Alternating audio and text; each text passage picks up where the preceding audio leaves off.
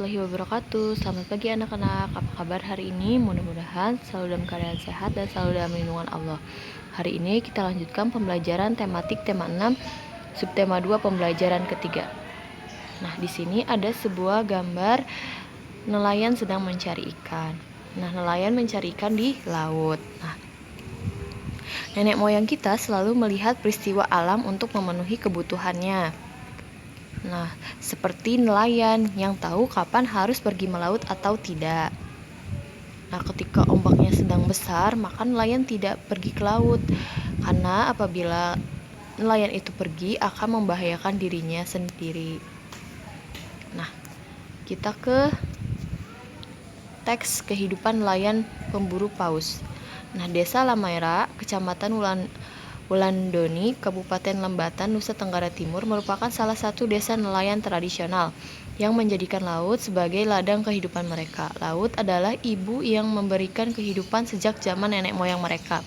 Dari hasil laut, masyarakat di desa ini telah berhasil mengirimkan anak-anak mereka untuk bersekolah dan pada akhirnya bekerja. Masyarakat nelayan di desa Lamalera memiliki tradisi berburu paus yang telah diturunkan bertahun-tahun oleh nenek moyang mereka. Tidak sembarang paus yang mereka buru, hanya paus yang sudah tua saja yang mereka buru. Jika mereka menemukan paus muda, masyarakat nelayan di desa ini akan mengembalikannya ke laut lepas. Mereka pun bersepakat secara adat bahwa dalam setahun tidak boleh lebih dari 15 paus yang mereka buru. Dengan demikian, mereka tetap menjaga agar paus tidak punah.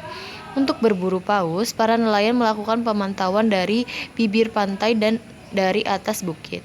Ada beberapa orang yang senantiasa berada di bukit itu untuk memantau, sambil melakukan kegiatan lainnya seperti memperbaiki jala, menganyam atap perahu dari daun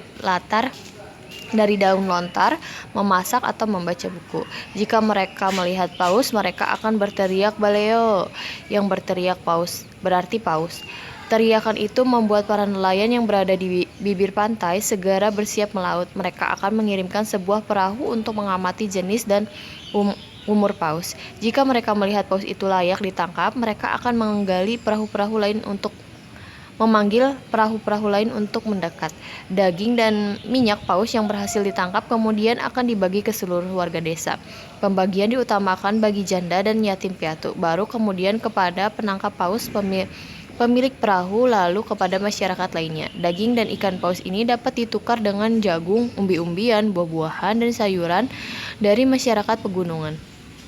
Kegiatan barter ini dilakukan di pasar Wulandoni sekitar 3 km dari Lamalera. Nah, luasnya lautan dan samudra yang mengelilingi wilayah Indonesia mempengaruhi kehidupan sosial, budaya, dan ekonomi masyarakat nelayan setempat. Nah, interaksi masyarakat nelayan dengan lingkungan sangatlah erat. Keterkaitan antara masyarakat nelayan dengan lingkungan terwujud salah satunya melalui kegiatan tradisi nelayan. Setiap masyarakat nelayan di Indonesia memiliki kegiatan yang berbeda sebagai bagian dari upacara tradisi. Salah satunya adalah masyarakat nelayan Pantai Malo, Kokorontan, Sumatera Utara. Nah, di sini ada teks tentang festival Manae, tradisi nelayan di Pantai Malo. Festival Manae merupakan tradisi adat untuk menangkap ikan. Tradisi ini dilakukan oleh masyarakat Pantai Malo, Kokorotan, Sulawesi Utara. Ritual ini biasa disebut dengan ritual menangkap ikan dengan doa-doa dalam bahasa adat kuno. Mereka berdoa kepada Tuhan Yang Maha Esa agar nelayan mendapatkan tangkapan yang banyak dan mendapatkan perlindungan agar terhindar dari bahaya. Penangkapan ikan dimulai dengan berkumpulnya para pemuka adat bersama perwakilan pemerintah setempat. Mereka bermusyawarah untuk menentukan tanggal yang tepat untuk melakukan peristiwa Manae. Selanjutnya, para pemuda adat ini akan manjatkan doa-doa dalam bahasa adat kuno. Sementara masyarakat lainnya mengumpulkan tali dan janur daun kelapa yang masih muda untuk dibuat jaring yang disebut dengan sami. Tibalah hari yang ditentukan untuk melaksanakan ritual Manae. Para pemuka adat dan pemerintah setempat membawa sami ke Pantai Malo. Beramai-ramai mereka menariknya sepanjang mungkin ke arah laut sehingga membentuk sebuah kolam Ketika ikan-ikan telah banyak tertangkap ke dalam sami, masyarakat pun mulai menangkapnya. Hasil tangkapan ikan ini akan disantap bersama dalam pesta rakyat yang digelar saat itu. Ada hal yang menarik sepanjang ritual hingga pesta rakyat ini, yaitu masyarakat dilarang mengenakan pakaian berwarna merah sebagai pantangan. Ritual seperti ini masih dilaksanakan hingga kini. Masyarakat meyakini ritual ini sebagai ucapan syukur dan permohonan perlindungan dari Tuhan Yang Maha Esa. Selain itu, kegiatan ini mengandung nilai-nilai kebersamaan antar anggota masyarakat dan kepedulian untuk memelihara laut sebagai sumber kehidupan masyarakat. Nilai-nilai kerjasama, persatuan dan kesatuan pun sangat bisa dirasakan sepanjang peristiwa persiapan hingga dilaksanakannya ritual ini. Nah, berdasarkan teks tersebut, nah kalian kerjakan halaman 97 sampai 98. Ada pertanyaan-pertanyaan mengenai festival Manae dari teks tersebut. Nah, kalian cari jawabannya di sini. Di Festival Manae Tradisi Nelayan di Pantai Malo. Nah, selanjutnya kegiatan nelayan di pantai dan laut tidak hanya untuk membangun ekonomi, tetapi juga membangun kehidupan sosial budaya masyarakat. Kegiatan ini dilakukan untuk meneruskan budaya kehidupan masyarakat nelayan yang telah dilakukan bertahun-tahun. Kegiatan masyarakat nelayan di satu tempat dan tempat lain tidaklah sama. Hal ini dipengaruhi juga oleh kehidupan sosial masyarakatnya. Kehidupan masyarakat di sekitarmu mungkin juga memiliki keunikan sendiri. Oleh karenanya, lakukan kegiatan pengamatan. Nah, bekerja sama dengan orang tua. Karena kita tidak sekolah, maka bekerja samanya dengan orang tua yang tinggal di daerah. Amati kehidupan masyarakat di sekitarmu. Identifikasi kegiatan masyarakat untuk membangun ekonominya. Misalnya ada yang berdagang, bertani, atau menangkap ikan. Nah, identifikasi kegiatan masyarakat yang terjadi di daerah tempat tinggalmu.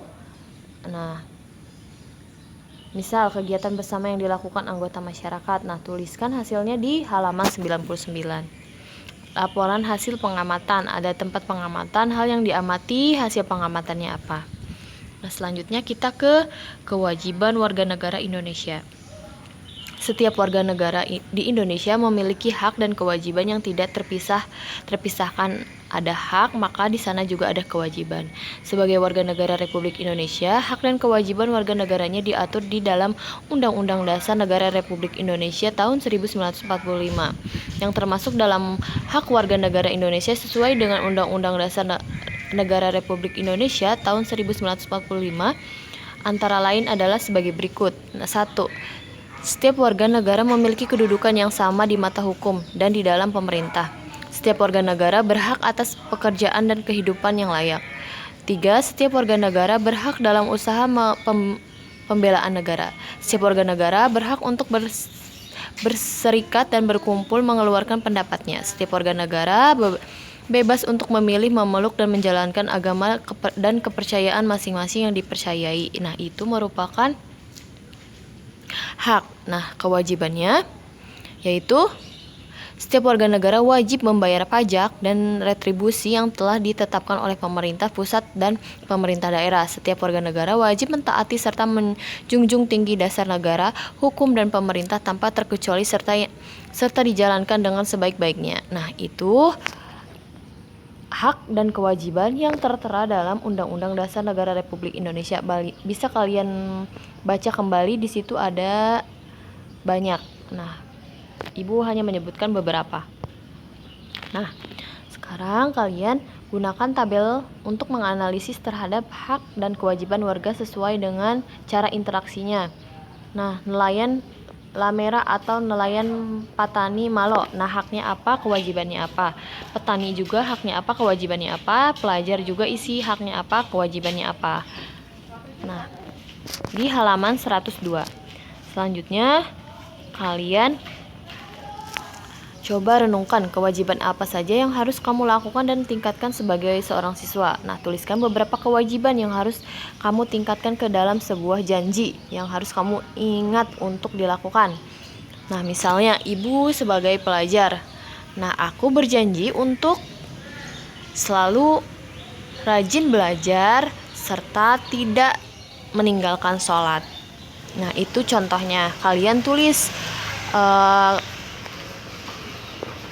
janji yang ingin kalian buat di situ. Nah, ditulis di buku paket.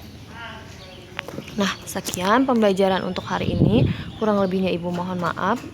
Apabila ada yang tidak mengerti atau tidak dipahami, boleh tanyakan langsung pada Ibu.